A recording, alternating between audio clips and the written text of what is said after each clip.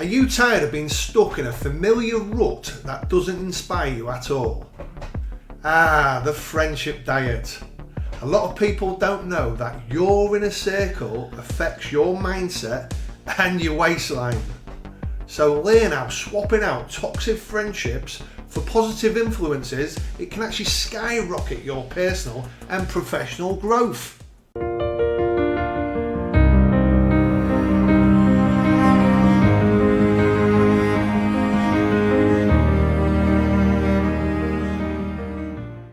You alright?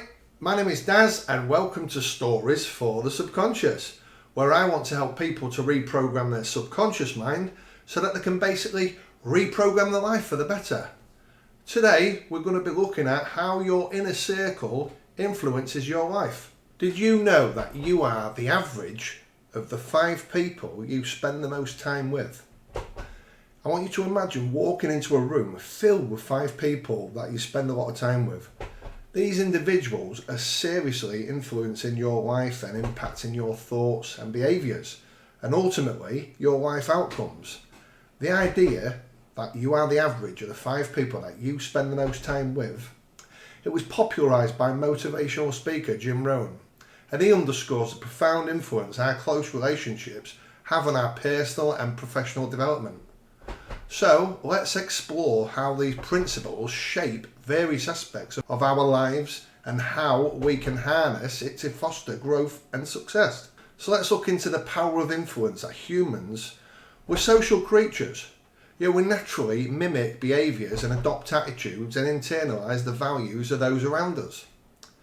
This phenomenon is known as social contagion, and it means that the habits and perspectives and even the success of our closest companions, they can significantly impact our lives and us. So for instance, if you surround yourself with people who are really uplifting and career driven and ambitious, these are positive individuals and are striving for excellence all the time, you're likely to adopt similar attitudes and behaviours. But if we flip it over, if your inner circle is mainly negative or complacent, or the mindset is just not right and they're always drinking and maybe taking drugs and playing computer games and just have no sort of drive or ambition in life, that can really impede on your growth and success. So let's give you a little story, anyway, a little backstory about myself here. So basically, when I was younger, maybe 16, 17, I was going to college after school, and I was interested in music and playing guitar, and that's all I did in my spare time is play guitar. I was very driven to want to be in a band, a rock band, and that's all I used to do was practice and go to college, and I was really good, getting really good grades at college and stuff like that. And then I met these other people, and then I started to knock around with them for a bit, and all they did is they didn't work. They just drank all the time, signed on.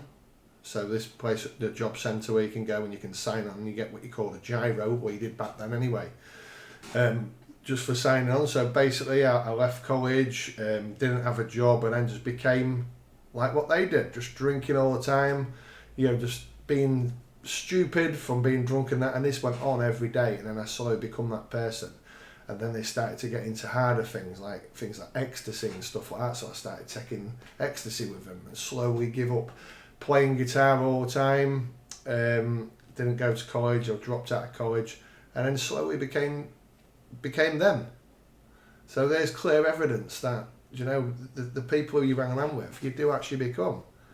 It's I was only young back then as well, so if I knew what I know now, I wouldn't do that in the first place. But when you're young, your mind's more influenceable, innit? And you tend to just at the end of the day, I was desperate for friends, and that was sort of like a lifeline, do you know what I mean? It seemed like they was always having fun and having a laugh and stuff like that. So I decided to join the gang. So now I want to have a look at sort of like the emotional and mental impact that people you spend the most time with. So that can really affect your emotional and mental well-being. Supportive, encouraging friends can boost your confidence and provide valuable feedback and help you navigate through life, navigate life's challenges. But on the other hand, the toxic relationships can drain your energy, erode your self-esteem and really contribute to stress and anxiety. So it's crucial to evaluate the emotional impact of your friendships and relationships and make conscious choices about who you allow in your inner circle. I've hung around with people before as well, and like I say, all they want to do is drink and take drugs and hang around in kitchens drinking and bitching and taking the mick out of people and stuff like that, and you end up becoming in sort of that toxic environment. But then you come away from it, you feel really drained, and you feel like, where's my life going? I'm just doing this on repeat. I'm becoming, a loser. I'm becoming a loser. I've got no career ambition. All I want to do is drink and take drugs and stuff like that. I've got no career drive. I've no nothing. And I come home just feeling so depressed. And then obviously the next day hungover or when I come down from drugs. And then I just keep doing it again and again and again. And it's just so draining, do you know what I mean? And you've got people who are always, just always negative about everything, looking on the negative side of things, and it's just so stressful, do you know what I mean? So it did take me a long time to break free from these circles because that's all I had. And other times as well, when I'm just with people, and it just, all they want to do is drink all the time, and then, these people are not influencing your life for where you need to be. So if that's your situation, I hate to say it, but you have to break away from this toxic environment because it's not serving you. You are just becoming part of that. So now let's look at sort of career and professional growth around this area. So career and professional growth in the professional realm of it, the influence of your close associations, they can be pivotal to networking with successful and knowledgeable and driven individuals. And this can open doors to new opportunities and provide mentorship and inspire you to reach new heights in your career. Being part of a group that values your continuous learning in it and improvement, it can motivate you to pursue further education or university, or like me, content creating and wanting to do stories and all different types of stuff like that, or even projects and stuff like that. But again, if on the other side, if you're surrounding yourself with individuals who lack ambition or are just, they've got no inspirations or aspirations or even want to grow themselves professionally, it's again, you have to sort of break away from these people, because are they actually helping you in life, or are they just helping you to become stuck in this toxic environment and not going anywhere? And the longer you stay in that environment, the more miserable you're going to be. Your habits and routines as well are often reflections of those around you. If your friends prioritise health and fitness or the success driven, you're more likely to adopt similar practices, such as exercising regularly, trying to be successful, getting inspiration from them and seeing what you want to do in life. You could be regularly eating all good stuff as well. Sort of if they value, intellectual growth, you might find yourself reading more books or engaging in stimulating conversations or attending seminars and webinars and stuff. But on the flip side again, if your circle is engaging in unhealthy behaviours or lacks direction, you might find it challenging to maintain positive habits and achieve your personal goals. I mean, you look at it, you go, say, working in an office environment, and I've done this plenty of times as well. You work in an office environment and the culture is just to order takeaway food at dinner time, things like McDonald's, KFC, Domino's Pizza, or any local cafe fry-ups and stuff like that.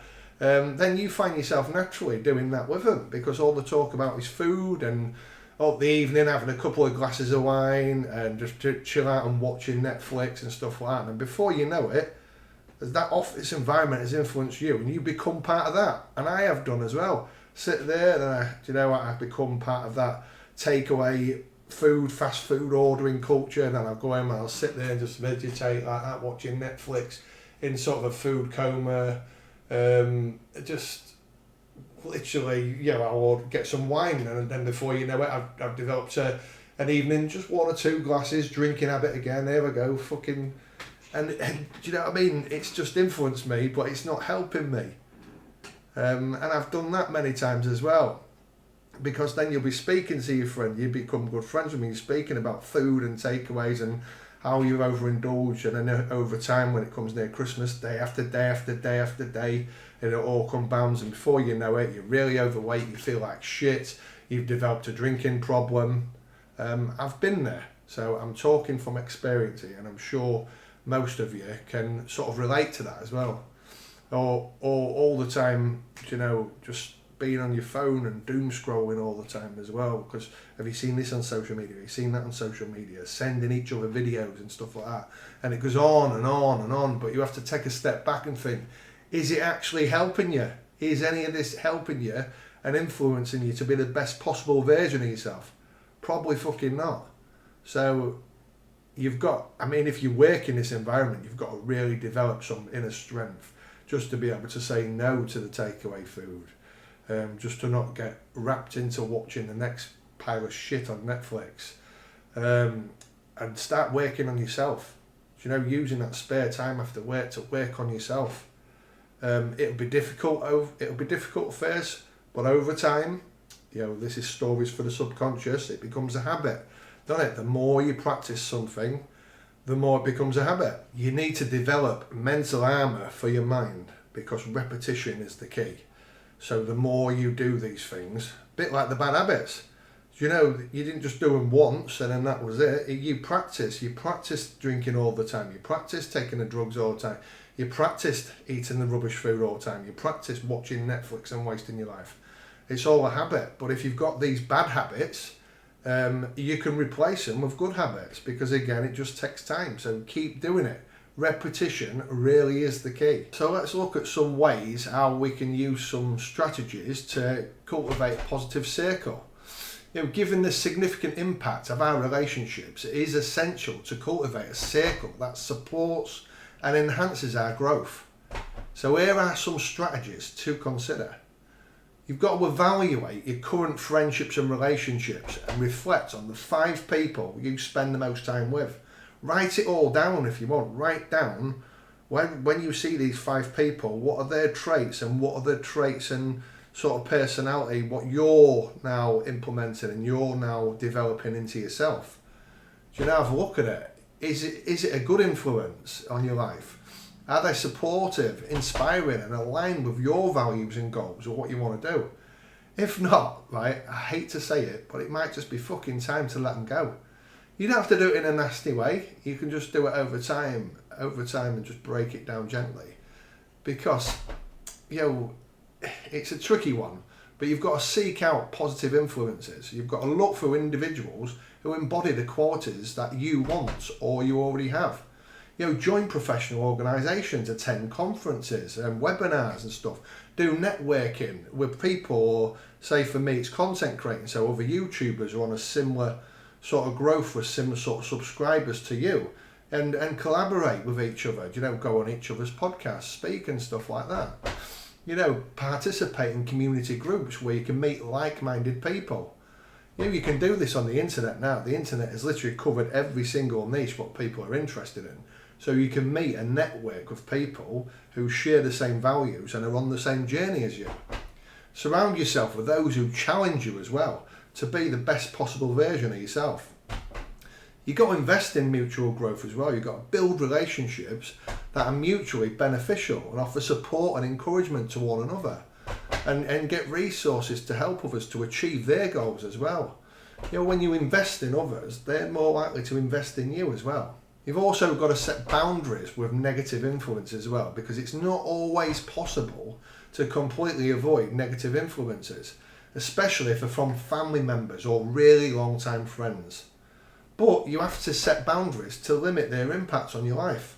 Otherwise, it's just going to be the same old. Show me your friends and I'll show you your future. Just reduce the time you spend with them and focus on maintaining a positive mindset. And as you grow and evolve, your needs and aspirations will change regularly. Reevaluate your relationships to ensure they continue to support your personal and professional development. People always ask me as well, I was like, yeah, but you know what you want to do, Daz. You want to be a content creator. I didn't just wake up one day and decide, I want to be a content creator. It's all this came by spending a lot of time on my own, because when you're on your own, that's when your ideas sort of come to you and inspire you and stuff like that. Do you know, if you're always focused on other people's lives and always focusing on social media and the gossip and stuff surrounding others and everything like that, how are you going to feel inspired to, or even know what you want to do or what your life purpose is? Because you're always involved in someone else's life, you're never going to find it, because you're just finding what they're interested in all the time. So spend some time alone. You don't have to do it all the time. Just spend, I walk the dogs in the morning at tea time. That's my alone time. That's where all my ideas came from. To do content. I came up with my channel name while walking. I had an idea that I wanted to do it all around mindset and rewiring the subconscious mind. And these ideas all came to me in a dog walk because my mind was clear and I was just walking. I was being present. You're the present moment as well. You've got how many people are actually present all the time? So if you're always focused on the gossip or on Netflix or on social media, you're never focused, are you? You're never being present. You're always in somewhere else. You're always in their lives, or you're never present with yourself. You've got to find presence as well. And the ideas will come to you. Whatever you're meant to do, it's like I always say, you've got to meet the universe halfway. So I took time alone. I started to meditate as well. And then all of a sudden these ideas came to me because the universe thought now was his time to do this. So let's give him he can be the vehicle to deliver the message. And that's literally what I'm doing. These ideas just came to me like that and I went with it. So there's got to be some sort of bit of magic in that, isn't there? And I do believe that the universe has met me halfway. So, that's it. That's the art of it, people. If you're always with other people and you're always focused on other people's lives, you're never going to know what you truly want to do in life. So spend some time alone. Stop constantly seeing your friends and stuff all the time. There's a time and place for it. You need some alone time, so you can evaluate and find what you truly want to do in life. People always want the quick fix as well, don't they? The lazy way out of things as well. I just want to look and find, I'm interested in this, I want to find the easiest possible way, the shortcut. There is no shortcuts in life. There is no shortcuts. Find out what you want to do, and it's going to take time, patience and effort. But just keep going. So to wrap this up then, that the idea that you are the average of the 5 people you spend the most time with, it emphasises the profound influence of your closest relationships on our lives. By surrounding ourselves with positive, ambitious and supportive individuals, we can sort of foster personal and professional growth, enhance our well-being and achieve our goals. Take a moment to evaluate your inner circle and make conscious choices to cultivate relationships that will propel you towards success. Well, that's it for this week's Subconscious Story again, folks, and I hope you have found value in the content once again. And if you have, please like, share and subscribe, as it helps the stories to thrive, stay alive and get into that subconscious mind. Until next time.